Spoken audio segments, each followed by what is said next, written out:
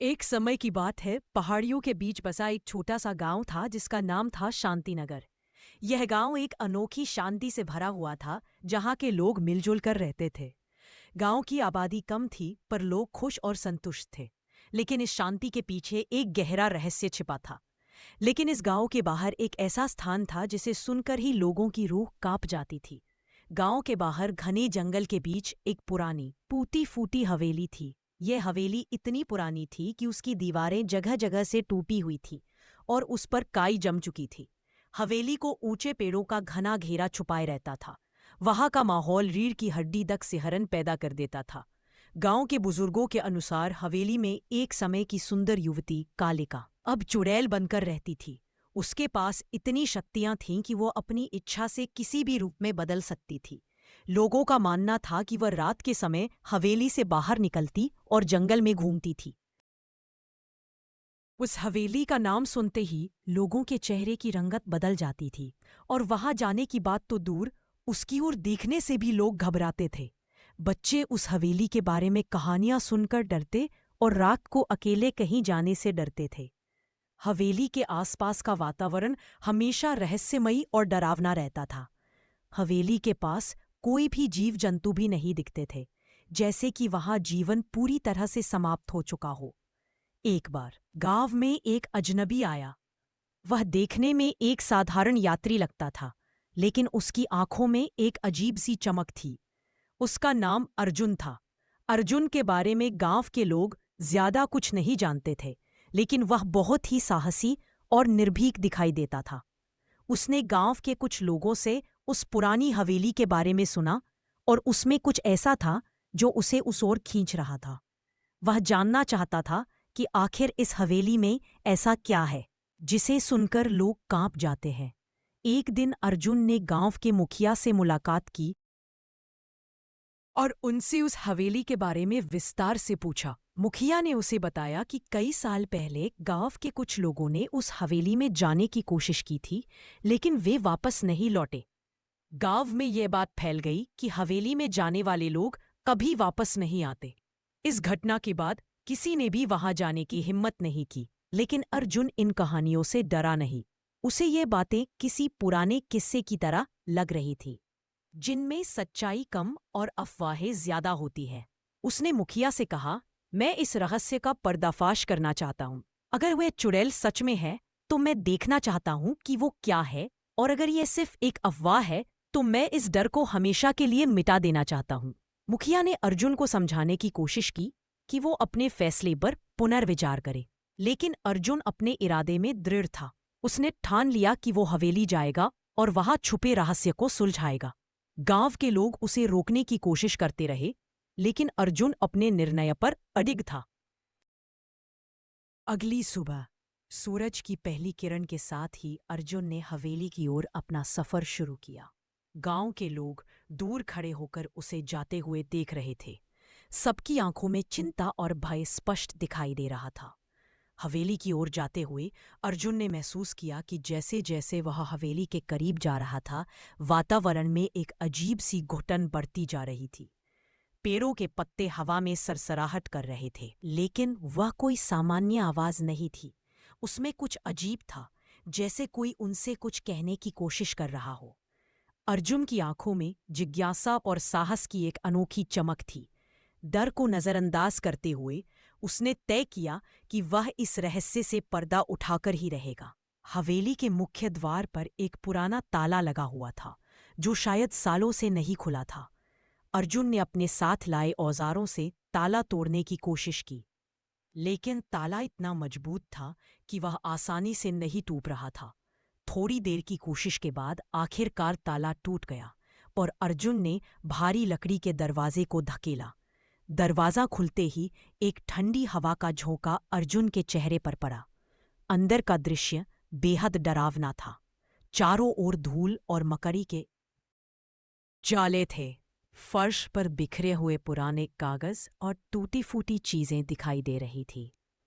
हवेली के अंदर एक अजीब सी गंध फैली हुई थी, जो सांस लेते ही गले में चुभन पैदा कर रही थी।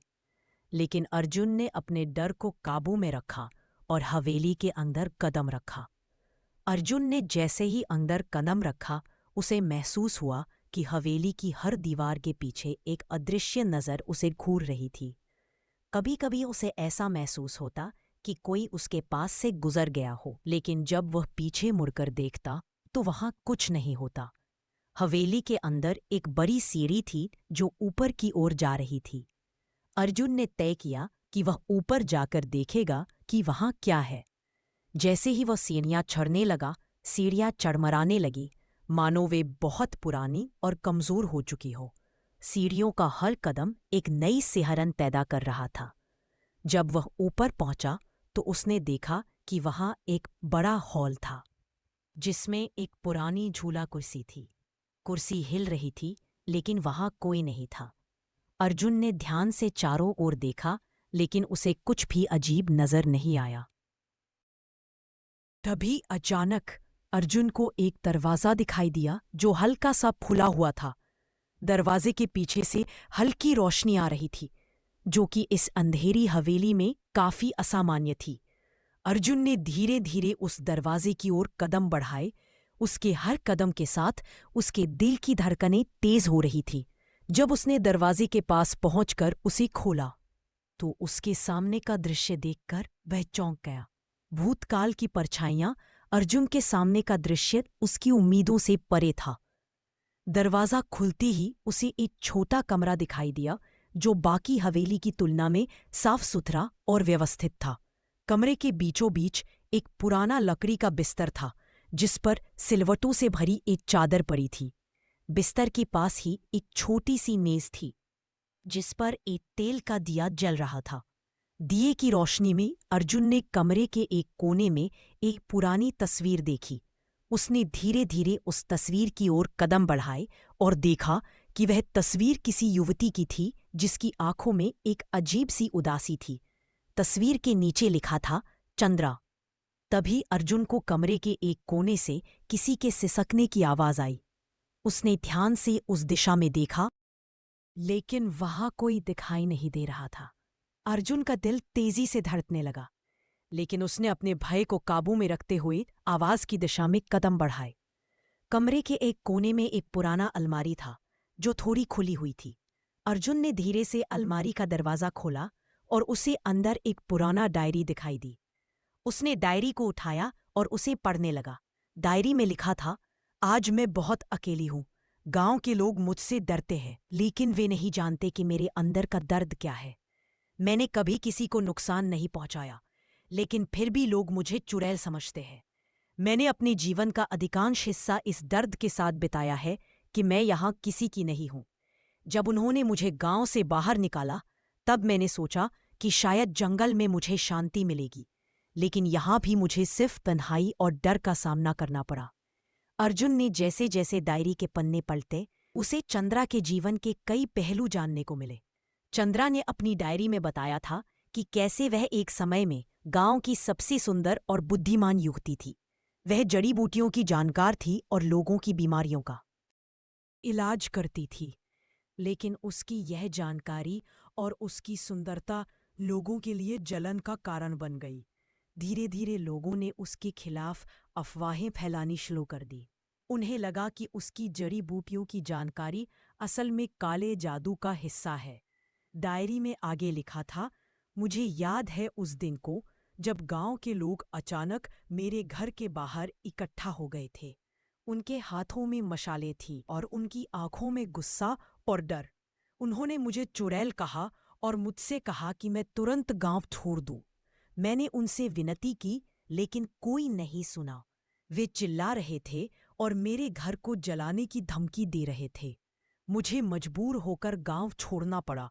मैंने जंगल में शरण ली, लेकिन मैं हमेशा अपने गांव की याद में जीती रही। अर्जुन को अब समझ में आने लगा था कि चंद्रा कौन थी और वह हवेली क्यों इतनी रहस्यमयी थी। चंद्रा एक निर्दोष औरत थी, जिसे लोगों की अज्ञानता और डर ने चुड़ैल बना दिया था। वह किसी को नुकसान नहीं पहुंचाना चाहती थी, लेकिन उसकी तन्हाई और दर्द ने उसे एक ऐसा रास्ता दिखाया जहां से वापस लौटना मुश्किल था। अर्जुन ने डायरी को बंद किया और उसे वापस अलमारी में रख दिया। उसे समझ नहीं आ रहा था कि अब वह क्या करे। उसने सोचा कि चंद्रा की आत्मा शायद अभी भी इस हवेली में भटक रही है और उसे शांति की जरूरत है। अर्जुन ने मन ही मन ठान लिया कि वह इस रहस्य को सुलझाकर रहेगा और चंद्रा की आत्मा को मुक्ति दिलाएगा। अर्जुन ने कमरे से बाहर निकलने का निर्णय लिया, लेकिन जैसे ही वह दरवाजे की ओर बढ़ा, कमरे में एक ठंडी हवा का झोंका आया और दरवाजा अपने आप बंद हो गया। अर्जुन ने दरवाजा खोलने की कोशिश की, लेकिन वह नहीं खुला। अब कमरे का माहौल और भी डरावना हो गया था। दिए की लौ तेजी से जलने लगी और फिर अचानक बुझ गई। कमरे में घोर अंधकार छा गया। अर्जुन ने अपने आप को शांत रखने की कोशिश की, लेकिन उसकी धड़कनें तेज हो गई थीं। उसे महसूस हुआ कि कमरे में कोई और भी है। उसने अपने चारों ओर देखा, लेकिन कुछ दिखाई नहीं दिया। तभी अर्जुन को महसूस हुआ कि उसके पीछे कोई खड़ा है। उसने धीरे धीरे मुड़कर देखा और उसकी आंखें फैल गई। उसके सामने एक धुंधली आकृति खड़ी थी जो धीरे धीरे साफ होती जा रही थी। वो आकृति एक औरत की थी जिसकी आंखें लाल थीं और उसके चेहरे पर गहरा दुख था। अर्जुन समझ गया कि ये चंद्रा की आत्मा है। वो एक शब्द भी नहीं बोल पा रहा था। चंद्रा की आत्मा ने धीरे धीरे अपनी बात शुरू की। मैं चंद्रा हूं, जिसे लोगों ने चुड़ैल कहकर इस जंगल में अकेला छोड़ दिया। मैंने कभी किसी का बुरा नहीं चाहा, लेकिन मेरी तन्हाई ने मुझे यहां बांध दिया है। अर्जुन ने डरते हुए पूछा, तुम्हें यहां से मुक्ति कैसे मिल सकती है? चंद्रा की आत्मा ने धीरे से कहा, जब तक मेरी कहानी पूरी दुनिया के सामने नहीं आएगी, मुझे शांति नहीं मिलेगी।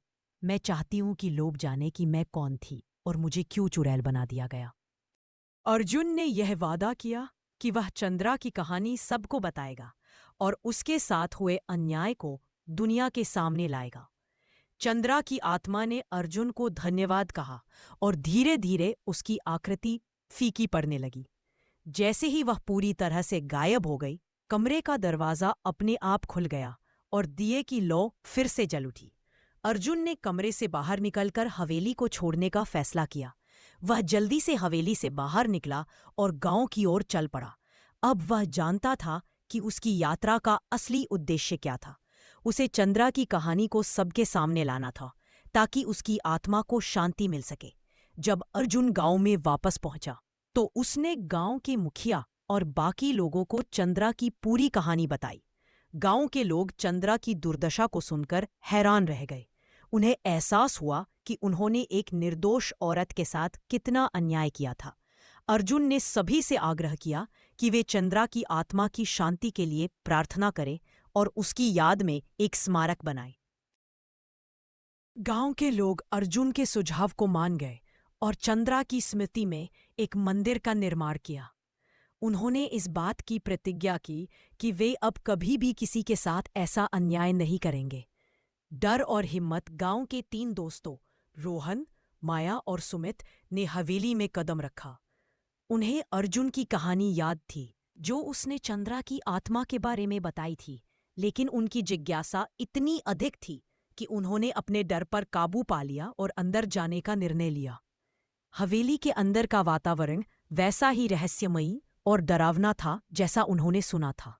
दीवारों पर लटके पुराने चित्र और मकड़ी के जाले हर जगह बिखरे हुए थे। रोहन, जो तीनों में सबसे साहसी था, सबसे आगे चल रहा था।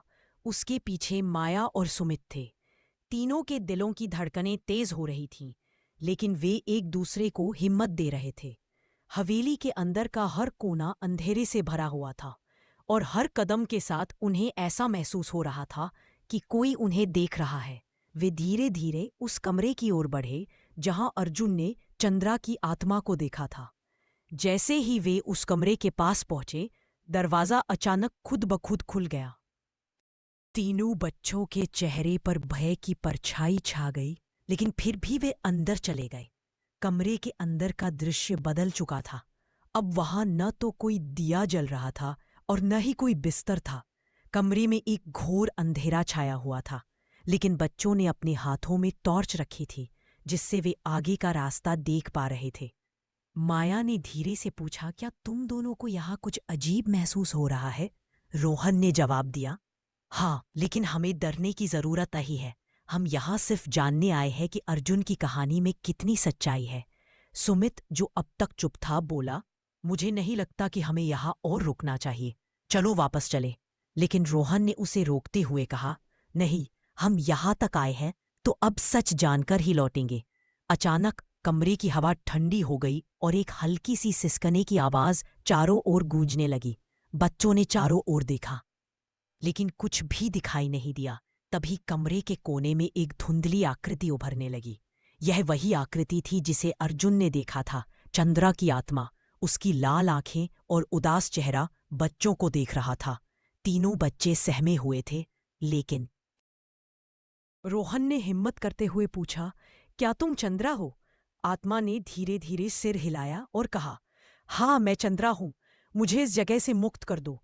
मैं नहीं चाहती कि कोई और मेरी तरह तन्हा और दुखी हो। माया ने धीरे से पूछा, हम तुम्हारी कैसे मदद कर सकते हैं? चंद्रा की आत्मा ने कहा, यह जगह मेरे दुख और तन्हाई का प्रतीक है। अगर तुम मेरी आत्मा को शांति देना चाहते हो तो इस हवेली को पूरी तरह से मिटा दो, ताकि कोई और यहाँ आकर मेरी तरह तड़पता न रहे। तीनों बच्चे कुछ समय के लिए चुप हो गए। वे समझ गए कि चंद्रा की आत्मा की मुक्ति के लिए उन्हें इस हवेली को नष्ट करना होगा। लेकिन यह काम आसान नहीं था। वे जानते थे कि उन्हें गांव वालों की मदद लेनी होगी। तीनों बच्चे हवेली से बाहर निकल आए और तेजी से गांव की ओर दौड़े। वे सीधे गांव के मुखिया के पास गए और उन्हें सारी बातें बताईं। मुखिया ने उनकी बात ध्यान से सुनी और समझ गए कि चंद्रा की आत्मा को मुक्ति देने का यही सही समय है। उन्होंने पूरे गांव को इकट्ठा किया और सबको बच्चों की बात बताई। गांव के लोग, जो अब तक इस हवेली से डरते थे, बच्चों की हिम्मत और चंद्रा की आत्मा की सच्चाई जानकर हैरान रह गए। सबने मिलकर यह निर्णय लिया कि वे इस हवेली को नष्ट करेंगे और चंद्रा की आत्मा को शांति दिलाएंगे। अगले दिन सूरज निकलने से पहले ही गांव के लोग अपने औजारों के साथ हवेली की ओर चल पड़े। रोहन, माया और सुमित भी उनके साथ थे। गांव के लोगों ने मिलकर हवेली को तोड़ना शुरू किया। जैसे जैसे हवेली की दीवारें गिरती गईं, वैसे वैसे हवा में एक सुकून भरी शांति फैलती गई। चंद्रा की आत्मा, जो हवेली के ऊपर मंडरा रही थी, धीरे धीरे गायब होने लगी। हवेली के पूरी तरह नष्ट होते ही चंद्रा की आत्मा ने अंतिम बार गांव वालों को धन्यवाद कहा और फिर हमेशा के लिए चली गई। गांव के लोग उस जगह पर एक छोटा सा मंदिर बनाकर चंद्रा की याद में प्रार्थना करने लगे। उन्होंने इस घटना से सीखा कि किसी के बारे में बिना जाने उसे गलत ठहराना कितना गलत हो सकता है। चंद्रा की कहानी अब एक सीख बन चुकी थी और गांव के लोग इस बात की प्रतिज्ञा कर चुके थे कि वे अब किसी के साथ अन्याय नहीं करेंगे। मोहन, माया और सुमित ने अपने इस साहसिक अनुभव से बहुत कुछ सीखा। वे जानते थे कि उनकी हिम्मत और सच्चाई ने चंद्रा की आत्मा को मुक्ति दिलाई थी। अब वे अपने गांव में सबसे साहसी और समझदार बच्चों के रूप में जाने जाते थे। उनकी कहानी गांव के हर बच्चे के लिए एक प्रेरणा बन गई थी, जो उन्हें सिखाती थी कि सच्चाई और हिम्मत से हर डर पर काबू पाया जा सकता है, के नाम से जाना जाने लगा था। क्योंकि यहाँ के लोग अब सच्चाई और न्याय के मार्ग पर चलने लगे थे। हवेली के अंदर जैसे ही रोहन की आवाज गूंजी, चारों ओर सन्नाटा छा गया। माया और सुमित ने एक दूसरे की ओर देखा। उनके चेहरों पर चिंता और भय स्पष्ट था। हवेली के गहरे अंधकार में खड़े होकर उन्हें ऐसा महसूस हो रहा था कि किसी ने उनकी बात सुनी है, लेकिन जवाब ने कुछ भी सुनाई नहीं दे रहा था। कुछ क्षणों के बाद हवा में अचानक से एक हल्की सी सिसकी गूंज उठी। आवाज इतनी धीमी थी कि अगर ध्यान से ना सुना जाता तो वह हवा की सरसराहट के साथ मिल जाती, लेकिन यह आवाज स्पष्ट थी और बच्चों ने उसे स्पष्ट रूप से सुना।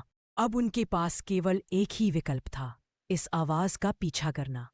हमें उस तरफ से आवाज आई है, माया ने इशारा करते हुए कहा। सभी ने बिना किसी और सवाल के उस दिशा में चलना शुरू कर दिया। उनके कदम धीरे धीरे बढ़ रहे थे, लेकिन दिल की धड़कनें तेज हो रही थीं। हर एक कदम के साथ अंधेरा और गहरा होता जा रहा था और हवा में एक अजीब सी ठंडक घुली हुई थी। जैसे ही वे हवेली के अंदर और गहरे जाने लगे, उन्हें एक पुराने, भारी दरवाजे का सामना करना पड़ा। यह दरवाज़ा आधा खुला था और उसके पीछे से वही सिसकियां आ रही थीं जो उन्होंने पहले सुनी थी। दरवाजे के पास पहुंचते ही रोहन ने हल्के से उसे धकेला। दरवाज़ा चरमराने की आवाज़ के साथ खुल गया और उनके सामने एक कमरा प्रकट हुआ।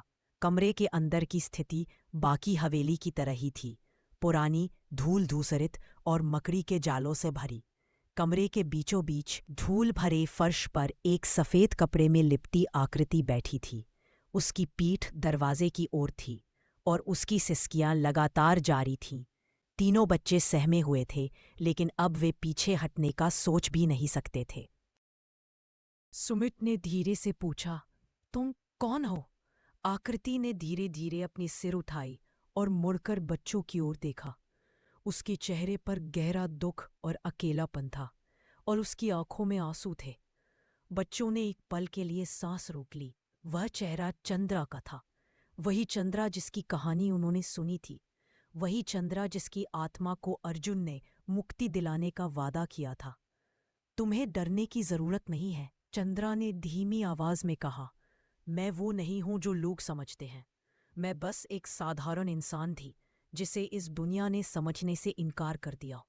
माया ने हिम्मत जुटाते हुए कहा, हम तुम्हारी मदद करना चाहते हैं। हम जानते हैं कि तुमने कुछ भी गलत नहीं किया। चंद्रा की आंखों में एक चमक उभरी। क्या तुम सच में मेरी मदद कर सकते हो? वर्षों से मैं इस हवेली में फंसी हुई हूँ। लोग मुझे चुड़ैल समझते हैं, लेकिन मैं सिर्फ अपने गांव के लोगों से प्यार करना चाहती थी। रोहन ने चंद्रा की बात ध्यान से सुनी और कहा, हमें बताओ कि हम तुम्हारी आत्मा को शांति कैसे दे सकते हैं। चंद्रा ने धीरे धीरे अपनी कहानी को आगे बढ़ाया। उसने बताया कि कैसे उसकी बहन, जो कि उससे बड़ी थी, ने उसे चुड़ैल घोषित करवा दिया था। उसकी बहन को अपनी सुंदरता और उसके ज्ञान से ईर्ष्या थी। उसने गांव के लोगों को यह यकीन दिला दिया कि चंद्रा के पास काले जादू की शक्तियां हैं। और जब गांव के लोगों ने उसकी बहन की बात मानी, तो उन्होंने चंद्रा को जंगल में भेज दिया, जहां उसने अपना शेष जीवन बिताया। मैंने कभी किसी को नुकसान नहीं पहुंचाया, चंद्रा ने रोते हुए कहा। लेकिन मेरी बहन ने मुझसे सब कुछ छीन लिया। अब मेरी आत्मा को तभी शांति मिलेगी जब लोग सच्चाई जानेंगे। माया ने रोहन और सुमित की ओर देखा और फिर चंद्रा से कहा, हम तुम्हारी कहानी सभी को बताएंगे। हम गांव वालों से सच्चाई उजागर करेंगे और तब तुम मुक्त हो जाओगी। चंद्रा ने मुस्कुराते हुए कहा, धन्यवाद। जब लोग मेरी कहानी जानेंगे और मेरी बहन की सच्चाई सामने आएगी, तभी मेरी आत्मा को शांति मिलेगी। तीनों बच्चे चंद्रा को आश्वासन देकर हवेली से बाहर निकले। वे जानते थे कि अब उन्हें चंद्रा की कहानी सभी को बतानी होगी ताकि उसकी आत्मा को शांति मिल सके। उन्होंने सबसे पहले गांव के मुखिया से मिलकर सारी कहानी बताई। मुखिया ने बच्चों की बात ध्यान से सुनी और गांव वालों को इकट्ठा करके चंद्रा की सच्चाई बताई।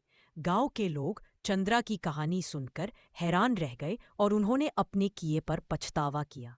आखिरकार गांव वालों ने मिलकर एक बड़ा कार्यक्रम आयोजित किया, जिसमें चंद्रा की सच्चाई सबके सामने रखी गई।